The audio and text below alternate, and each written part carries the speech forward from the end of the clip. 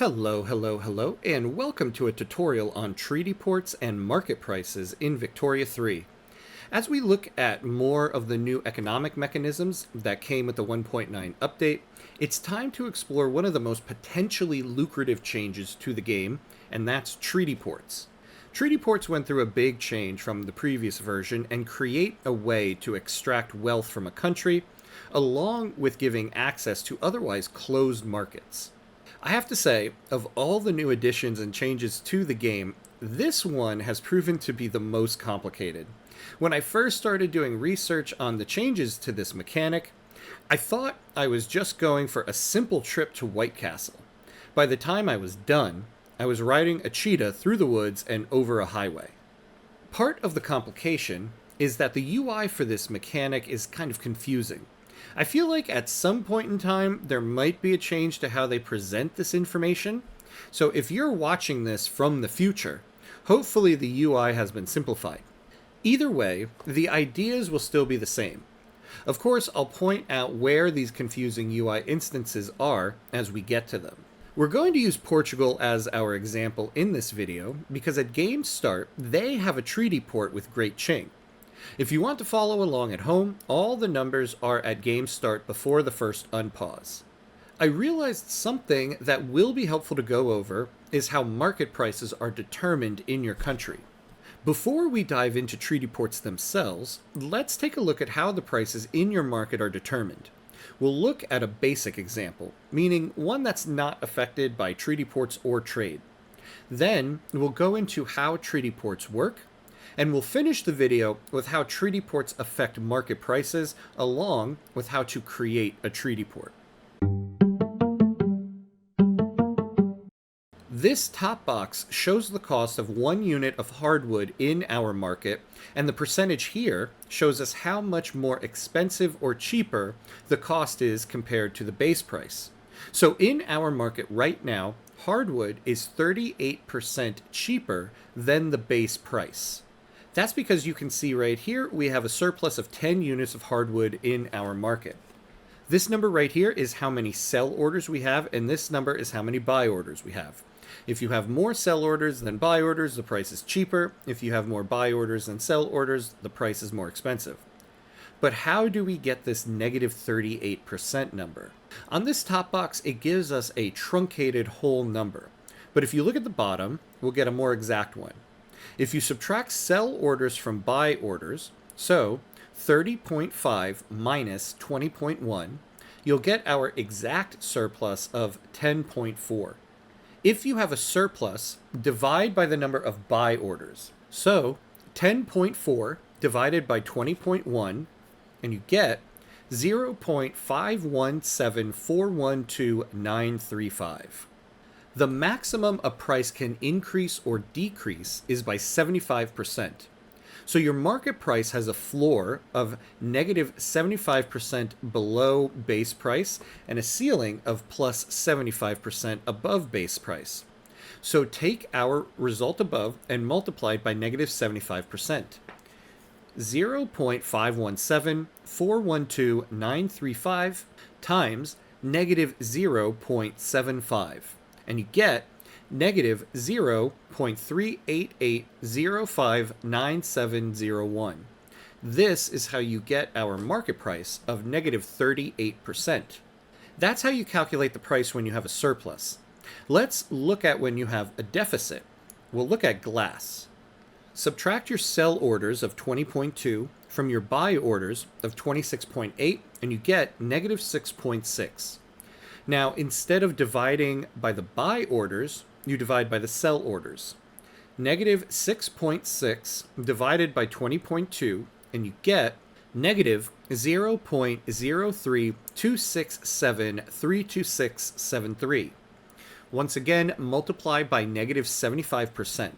Negative 0.03267,32673 times negative 0.75, and you get 0.245049505. Vicky math to your market price of plus 23%. This is how you figure out price variations in simple situations. We're going to come back to this after exploring treaty ports.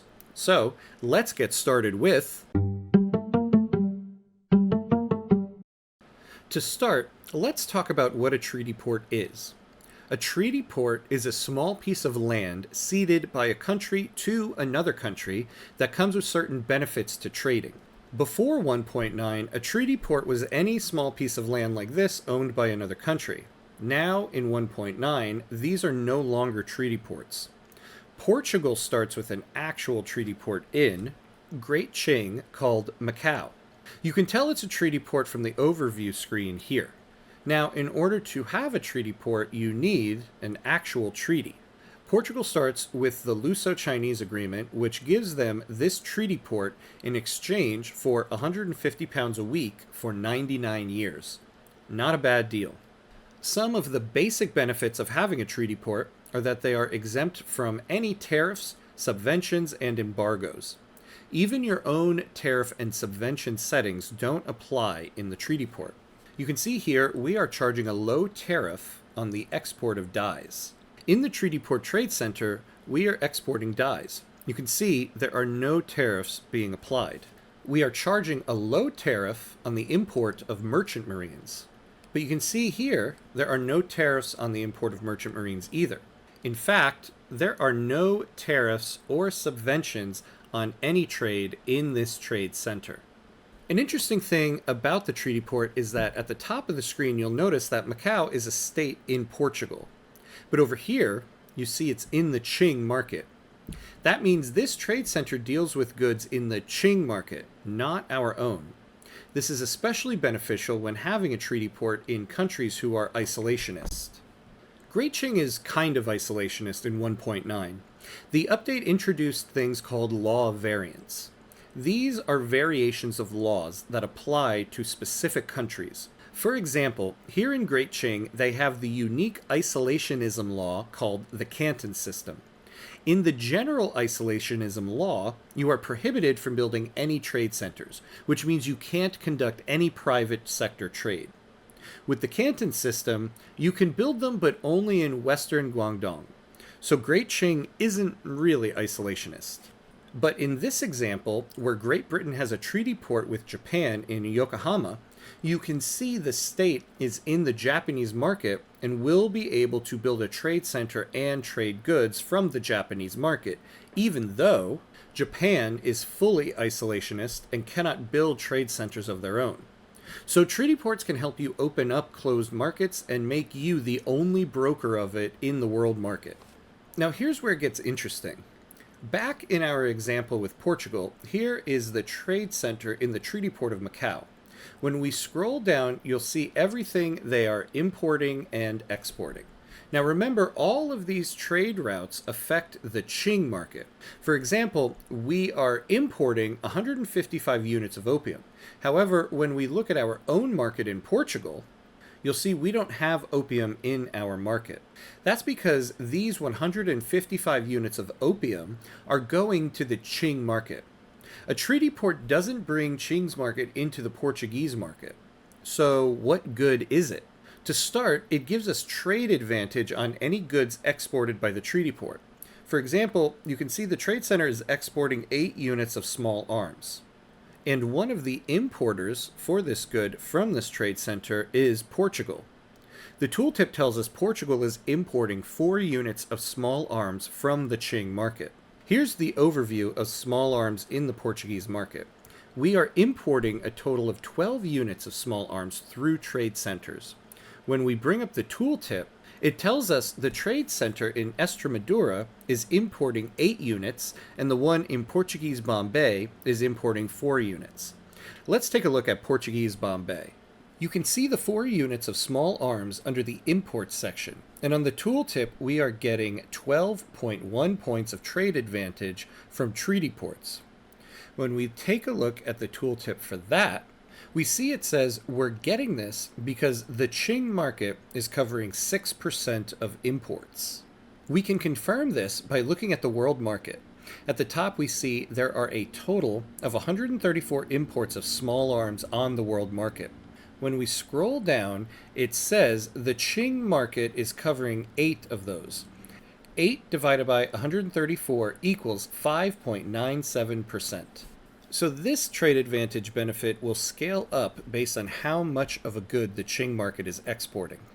It's worth noting we get this trade advantage in the trade center in Estremadura as well. As long as Great Qing is exporting small arms and we are importing it, the treaty port will give us additional trade advantage. The other benefit to keep in mind is that even though this trade center is in the Qing market, it's still owned by Portugal. When we look at who owns the trade center, we see half is owned by the financial districts in Macau and the other half by the financial districts in Estremadura. When we scroll up to the weekly balance, we see there are 4.73 thousand pounds of dividends going to the financial districts. Remember, financial districts are always owned by the local workforce.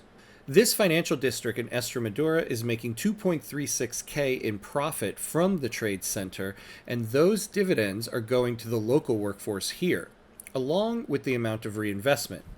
The financial districts in Macau are making 2.36K in profit as well, and those dividends go to the workers here.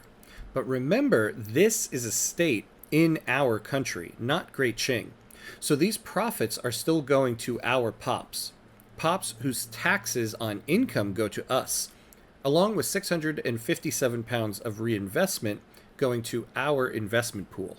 So this trade center in Macau is using the goods from the Qing market to make a profit, and all of the profits go to our country, both in dividends to our pops and reinvestment to our investment pool. That also means we get to double dip in trades between us and Great Qing. This trade center in Macau is exporting 8 units of small arms to the world market, and we are making a profit of 0.15K. The trade center in Portuguese Bombay is importing 4 units of small arms from Great Qing and making a profit of 0.04K. That means we are making a profit on the export and the import. Now you can get very technical and say we, the government, are paying for the small arms, or at least the majority of them, and it's the trade centers making a profit on both ends. True. But we, the government, eventually get money back from that in the form of taxes, and our country gets it back from reinvestment to the investment pool from both ends of the trade. I mentioned earlier that the UI for this can be a little confusing, so let's clarify a few things. We'll start with the trade center in Macau and the import of 4 units of merchant marines. This trade center is importing 4 units of it. Let's follow the good and understand who is getting what. Here are merchant marines in the Portuguese market. At the bottom we have a breakdown of who is selling it and who is buying it in our market. We see the 4 units of merchant marines from a trade center, and we put our mouse over it, and it says it's from Macau. The total number of sell orders for merchant marines is 44 in the Portuguese market. However, up top, we see there are only 30 units of merchant marines listed as being sold in our market. Remember what we went over earlier about how prices are calculated in our market. We are being credited for 30 sell orders and 16 buy orders. 30 minus 16 equals 14 units of merchant marines in our market. When we go through the equation, we divide the surplus by the number of buy orders. 14 divided by 16 equals 0.875. Then we multiply by negative 75%. 0.875 times negative 0.75, and we get negative 0.65625. Which is why the price of merchant marines in our market is 65% below the market price. But why are we only being credited for 30 sell orders and 16 buy orders when at the bottom it says we have 44 sell orders and 56 buy orders? That's because we need to remember the state of Macau, though it is owned by us, it is in the Qing market.